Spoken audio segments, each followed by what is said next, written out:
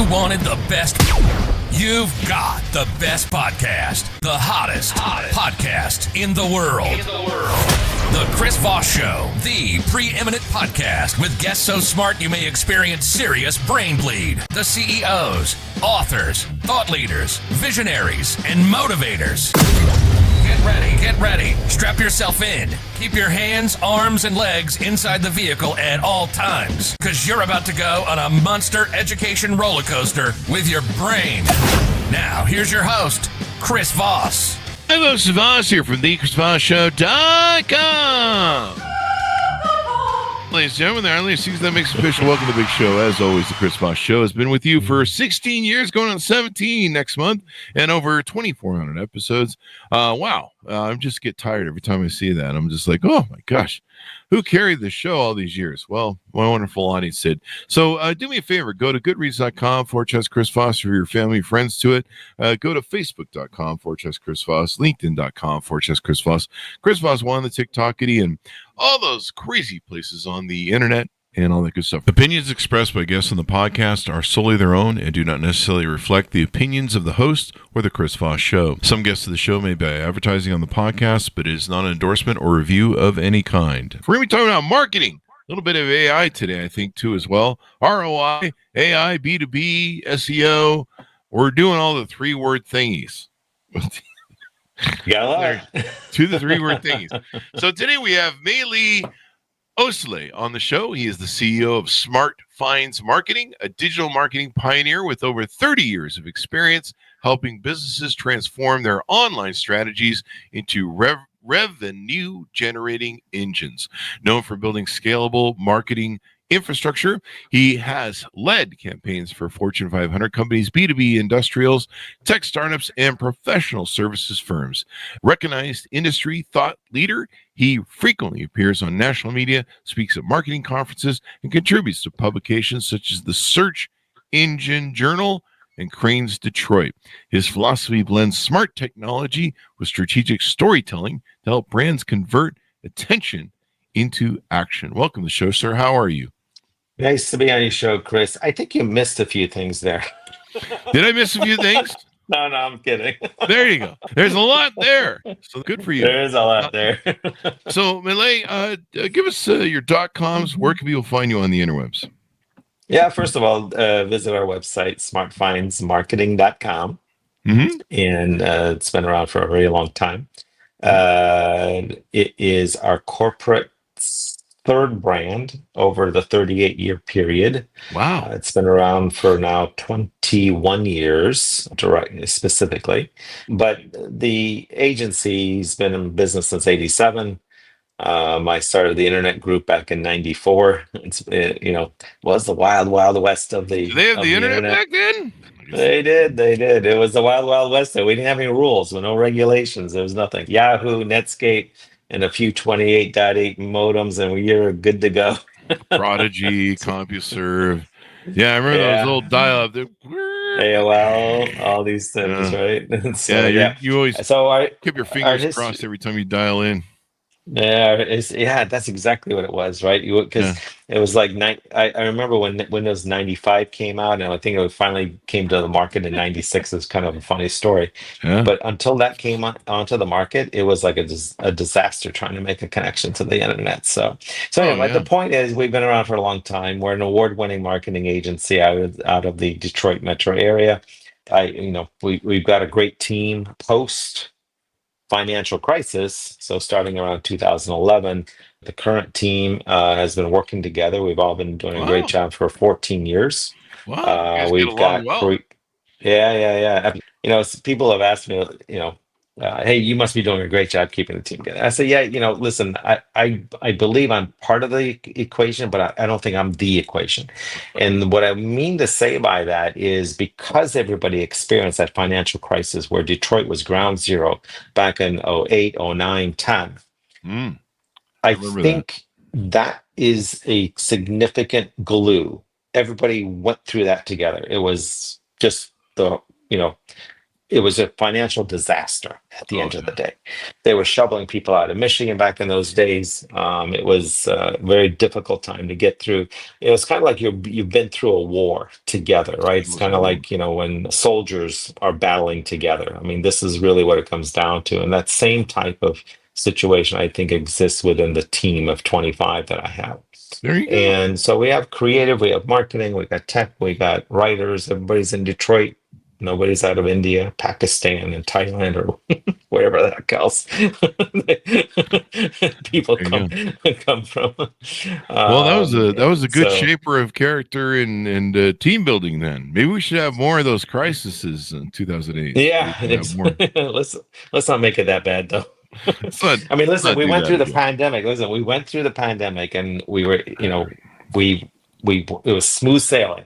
We didn't have any problems because we made a lot of changes after that disaster back in '09 and 10. So, Yeah. um, but I think it all comes down to knowledge. It comes down to experience, and I think what I'll do is give an example. I was asked to be on a live radio show out of Tampa one time, and the host introduced me as the expert in marketing or the expert in digital marketing, whatever he said.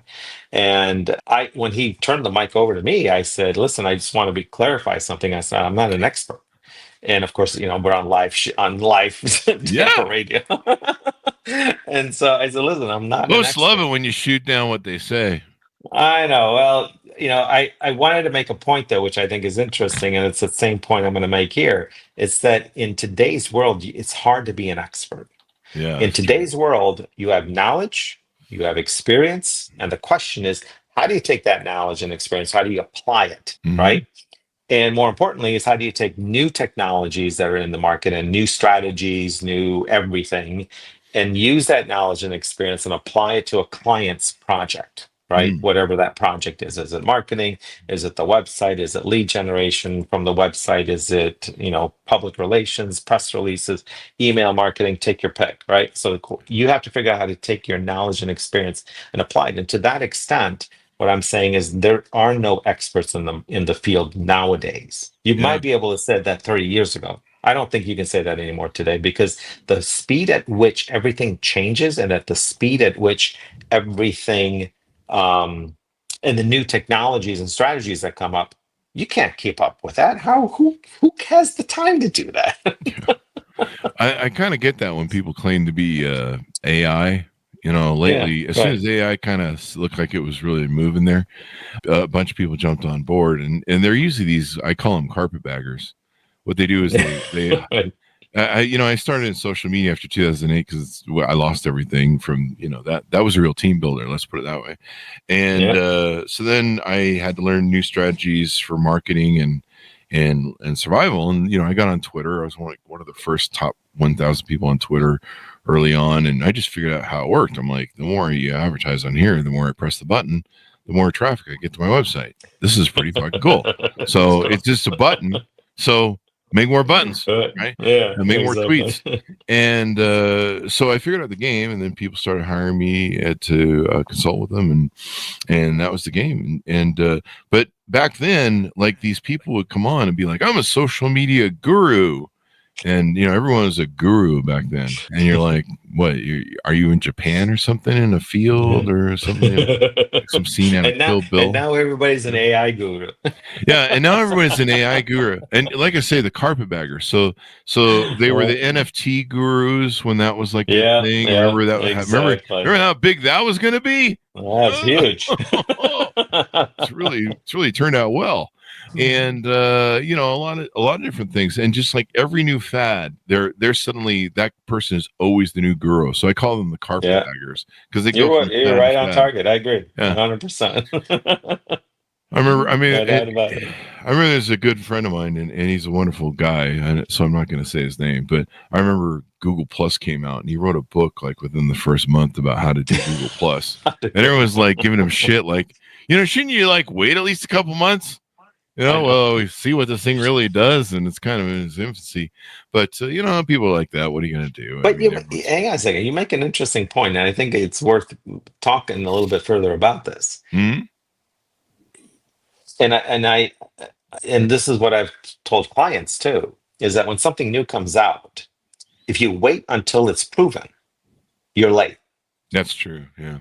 Yeah. Oh, it's And fun. in the B2B world, especially in the competitive market space that a lot of companies operate in, because it's no longer just national, right? It's also global. And so when something new comes out, and if you have a marketing agency like us, take our word for it. And when we say we're going to move in this direction, we're going to move in this direction.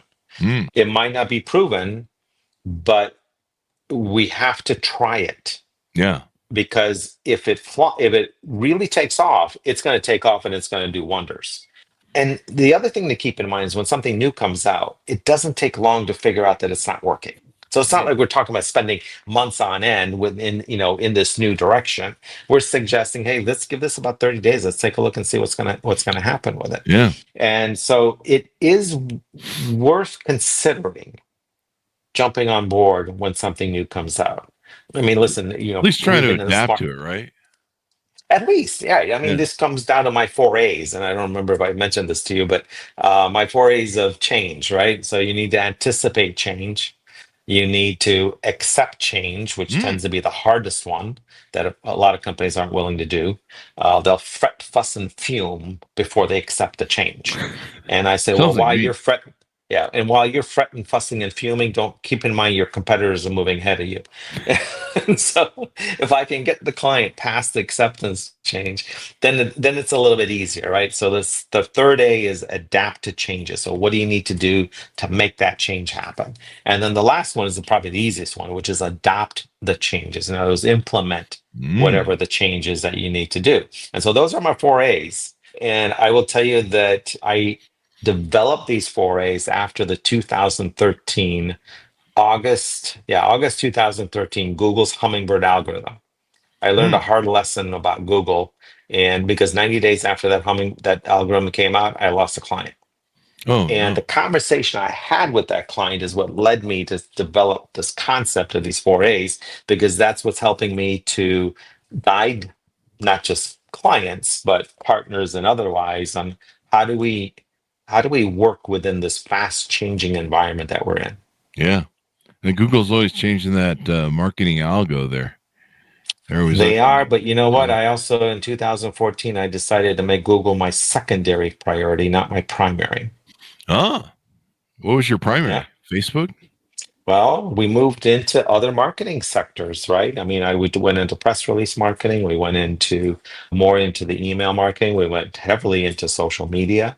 We kind of moved away from this concept of constantly trying to get ranked, because Google's changing algorithms like crazy. And it's like, Mm, well, at some point, you just can't, it's hard to keep up. So, what you're better off doing is finding a consistent method of how you're going to optimize your website. Stick to the basics and don't try to overcompensate, because that's usually where you get into trouble. yeah. Rather, let's take a look at what I call an omni-channel or a multi-channel marketing approach. So don't stay focused on just SEO. Why don't we take a look around and see what else is out there and spread the marketing activities across the board, which we found, believe me, much more successful. That'll make a difference. So, what do you guys do for your clients? What is the sort of work that you do or services that you offer? Well, I think at the highest level, I'll tell you that we're more like a fractional CMO, right? We Okay. come in with a team, and we're a 360 marketing agency, and we basically take over everything, right? When I say we're a fractional CMO, it's usually because we're in support of an existing marketing team within our client, or alternatively, the client doesn't have a marketing team or a marketing department, which we have a new project very similar to that, and we come in and we become the digital marketing department for them, right? We take care of Mhm. everything in that. So that's the high level. Now, on the flip side, though, is you run into scenarios where companies say, listen, can you manage our website? Including the website performance management, can you do our blogs? Can you run our email marketing and run our social media? So I don't know. And I'm just throwing out a concept here of Mhm. solution of maybe 5 or 6 services, right? And so Mhm. we'll bundle that together and put a price tag on it per month based on the number of hours or work that's required. And so if I take a look at what do we get asked the most, especially post-pandemic? And it's usually, and keep in mind, we're in the B2B space. We moved away from B2C after the financial crisis. Oh yeah. And so, yeah, I mean, our biggest exposure was with the B2C clients Oh really? with the financial crisis, unfortunately. Especially with the advertising dollars. It's a long story. I don't want to get into it here right now, but my point is, as I'm talking, I want the audience to understand that we're talking about B2B here. And so, what's the number one thing a lot of B2B companies are looking for? They want their website to convert the website visitors into leads. Mm-hmm. And so in the industry, we call this conversion rate optimization, or CRO. Mm-hmm. Now, for clients, they don't have a clue what that means in most cases, and that's okay. It's an industry term. Rather, for their purposes, it's about website visitor conversion or website lead generation. The idea is, how do you take your existing traffic that you're getting and convert it to a lead or a sale? Yeah. That's the process, or that's the service. Now, the way that this works is, first and foremost, we have an AI tool that makes this happen. And the AI tool is creating what I call is a journey funnel per visitor. So in the B2B world, what usually ends up happening is that same visitor will come back 2, 3, 4, 5 times to the website, looking at different things and trying to get better understanding before they contact somebody. So our job is, how do we take somebody who comes into the website 5 times and bring them down to 3? All right. Yeah. And the way that we do that is the AI tool's journey funnel is tracking that second visit and that third visit, and it's creating this journey funnel for that visitor, and it gets a little bit more aggressive along the way in terms of the call to action that's on the screen. So look at it this way. We're talking about an active call to action versus a passive call to action. So what do I mean by passive? We all have passive call to actions on our web pages, right? It's a button that says click here, or fill out, contact us, or whatever the case might look like. Those are all passive, because that's where you're waiting for the website visitor to click on something. And what we're talking about with active call to action, meaning that the AI is identifying which call to action to give you, and gives it to you based on the activities that you've been performing within the website. How long, how many pages, how long you spent on a page, which pages you've gone to, which category of pages you've been to, and then based on that, feeding you the necessary call to action so that that particular person can become a lead. So that's part of the job. The other part is heat maps, a lot of A/B testing, a ton of A/B testing. Sometimes it's ABC testing. Obviously, we do a lot of optimization within the website as well. And there's a whole list of things that people can find on our website that talk about our CRO program. But that's, I would say, would be at the top of the list of what a lot of B2B companies are looking for nowadays is, how do I convert my existing traffic? Yeah. It's not about driving more traffic. Let's get our website to be effective first. Then we can talk about driving more traffic to the website. Yeah. You want to, what is the bounce rate? You want to get that down. If you got people coming, you want to make sure that you can at least, activate it. So what clients usually fit you? Medium, large, small companies? Yeah. Usually spend they need to have. Yeah. I mean, I can break up our clients into probably 3 groups. One is, on the low end, it's usually $10 million in annual gross revenue or more. And that takes us up to about 100 million.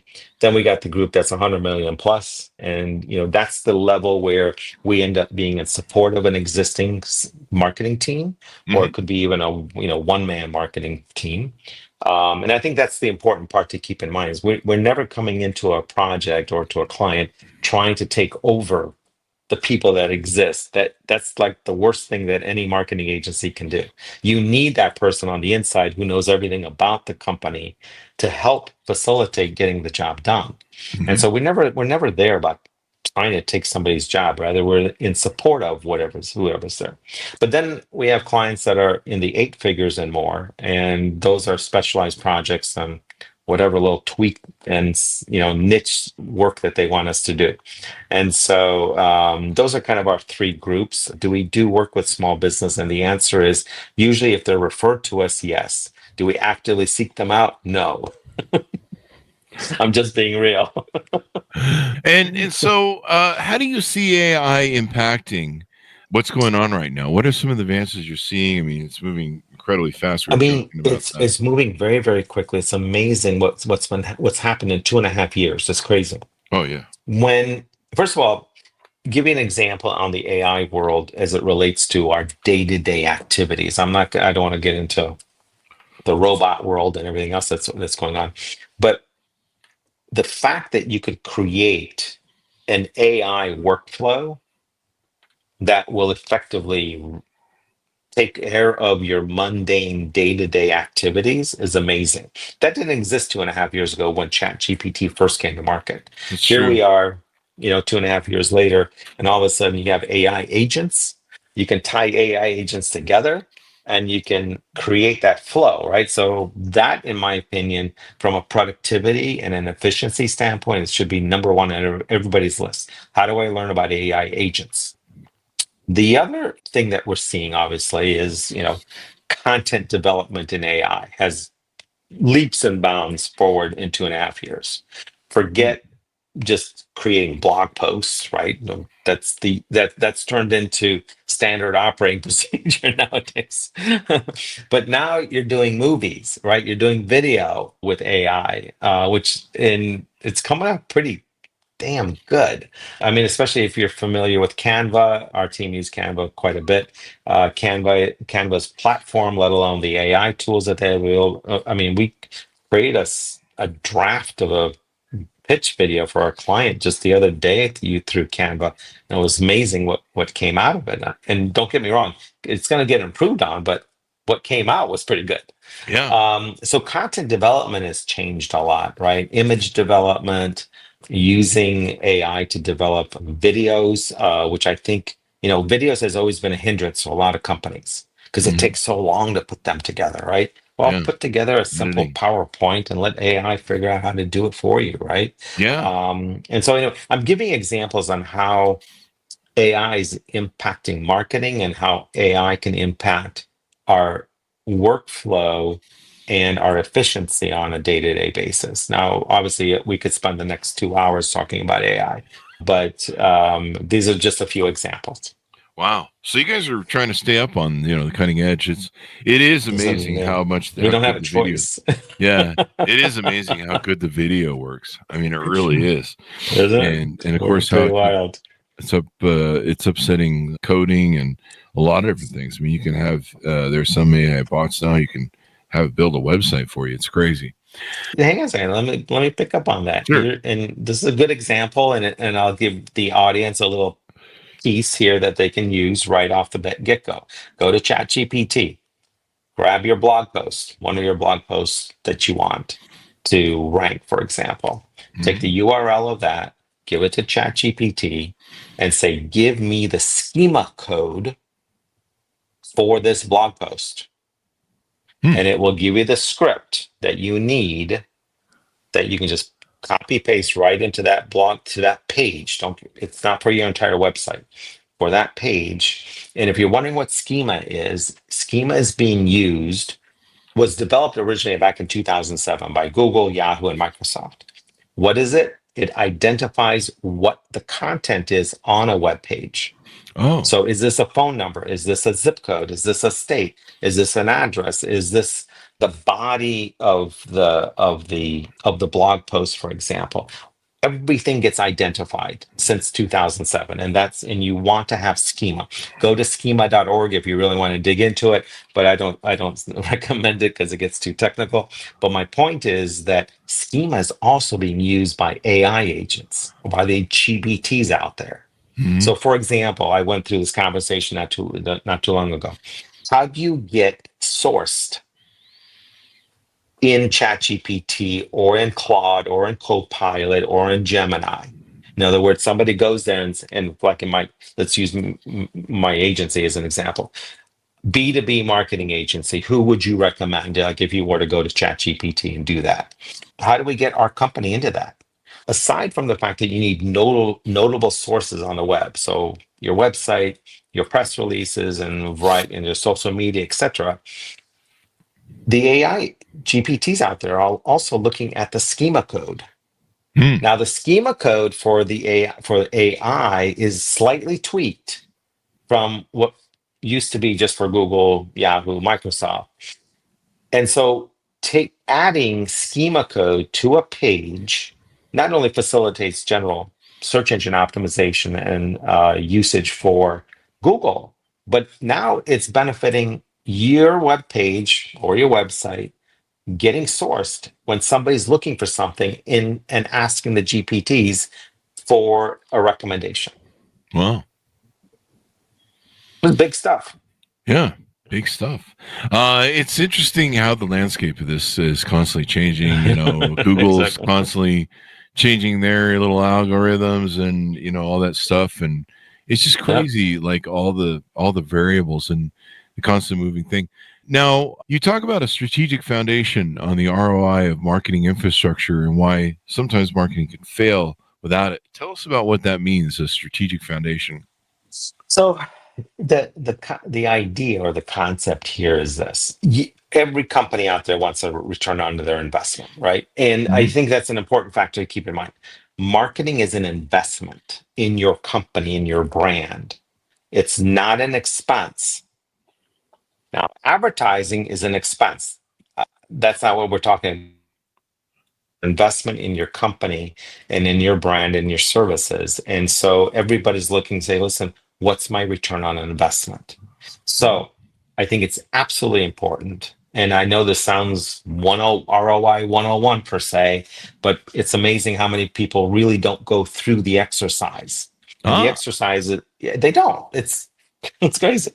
And so the exercise, when we talk about the foundation, is okay. How many? And let's just use this as a simple example. I'm spending $5,000 a month on marketing. Okay.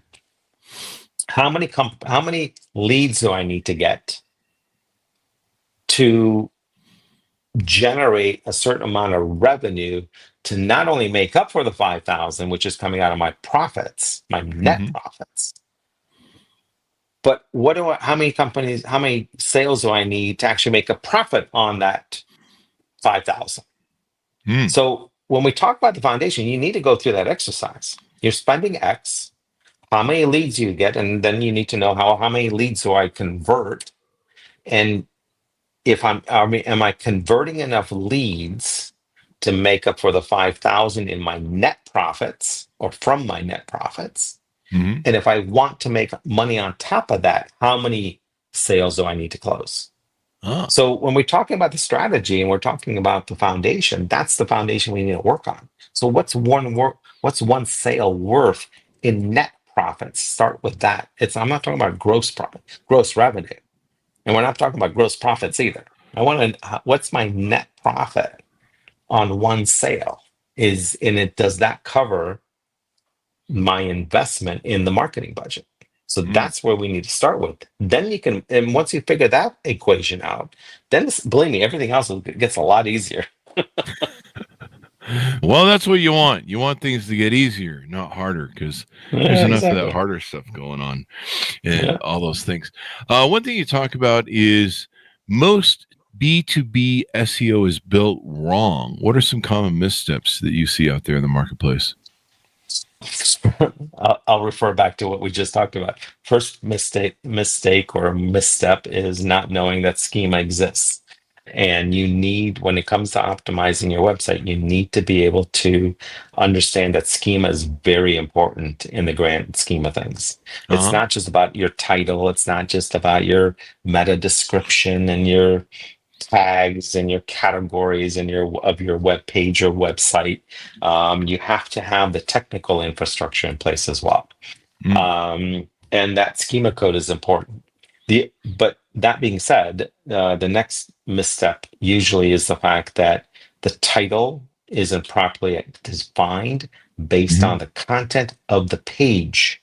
I can't tell you how many times people use the same title across all of their pages or lack thereof. And the title is such an important factor in SEO. Yeah. And so, but the title has to match what's on the page. You can't just have the content, how you optimize your homepage is not the same as you're going to optimize one of your service pages or your product pages. Yeah. So the title has to be different, and accordingly, so the description has to be different as well. You can't just just willy-nilly go through this. And so we see a lot of this being an issue. Next step, a lot of pages don't have featured images or have an image on them, and they need an image.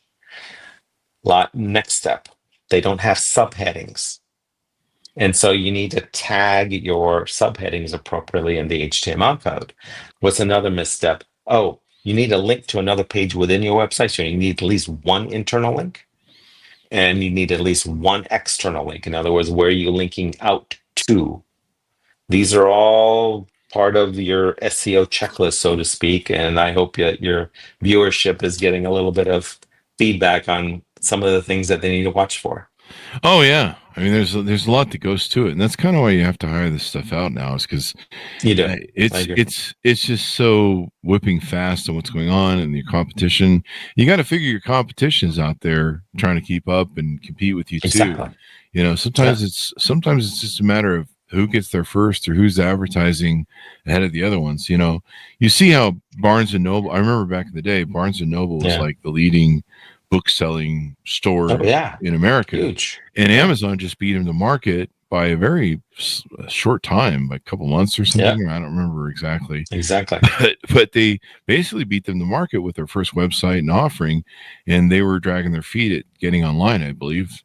And that difference of being online, I think 6 months maybe ahead of them or something, 3 months ahead of them, just turned Amazon into a powerhouse bookseller. It was like, isn't that crazy? And that's where they started on, was the book selling. Yeah. And they totally upended that market, something fierce. It's crazy. And and stuff like that can happen. You look at BlackBerry was another good, the BlackBerry phones. They were like, we're so detailed, no one can beat us. Steve Jobs, whatever, Steve. We're the 800-pound gorilla in the room. Overnight they were gone. The same thing with Nokia. Well, do you remember Encarta, Microsoft's encyclopedia? Yeah. Well, guess what took Encarta down? What? Wikipedia. It was free. Wikipedia took Encarta down at the end of the day. I mean, I'm broad stroking this right now, but ultimately, Microsoft didn't put their encyclopedia online. They were hell bent on wanting to sell that as a knowledge base, and Wikipedia came out not only for free with as an encyclopedia, but more importantly, Wikipedia stuck to their guns, and every article inside of Wikipedia has to have references. Yeah. And if they don't, and they're very strict. I mean, mind-bogglingly strict. But they were able to get rid of, things like Encarta went away because of that. Yeah. I mean, it was kind of interesting. The people wanted to Encyclopedia Britannica probably held back and whatever. They did too. Exactly. And and some people don't want to do what's called eating your own lunch. Yeah. Apple did that with the iPad. They knew that if they launched the iPad, that it would cannibalize their Mac sales, and sure enough, it did. It did destroy their Mac sales, but they came up with a new revenue stream. And it's one of those things where you got to do it or somebody else is going to eat your lunch. Basically, that's it. Yeah, like I said before, when you see change, you need to figure out how to accept it very quickly and try it out. And there is no room any longer in today's market to just wait around. It just doesn't exist anymore. No more fucking around. So as we give people a final pitch out on how they can onboard with you guys, how they can get to know you better, reach out, et cetera, et cetera. I think I already given out our website, smartfindsmarketing.com. But if you want to reach me, I suggest you reach me on LinkedIn. I guarantee you I'm the only Melih Oztalay on LinkedIn. I wish I had that kind of uniqueness. I like that. And the other thing I'm going to suggest for the viewership is I have 22,000 really close friends on LinkedIn. Wow. And so please tag me. I'm happy if you tag me. Just for those who don't know, if you tag somebody on LinkedIn on a post, that person gets an email in their normal inbox, not their LinkedIn inbox, but their normal email inbox. Mhm. And that turns into kind of a, to do, so to speak. So when I get those emails from LinkedIn, I actually go to that post, I will react on it. I'll put a solid comment in there. I'll put some hashtags, and I will help you expand your reach into a larger network. So, and to my understanding, you can do this whether I'm connected to you or second or third level. So, but by all means, I love connecting with people. So send me a connection request. I'm happy to join up and happy to chat once connected on LinkedIn. There you go. Well, thank you very much for coming on. We really appreciate it. And Chris, wonderful it was great to be insight on and the stuff on show. what's going on with Yeah. marketing and AI and the future. So thank you very much. Thanks, Manus, for tuning in. Go to goodreads.com/Chris Voss, LinkedIn.com/Chris Voss, Chris Voss, one of the TikTokity, and all those crazy places on the internet. Be good to each other. Stay safe. We'll see you next time. And that should have us out. Great.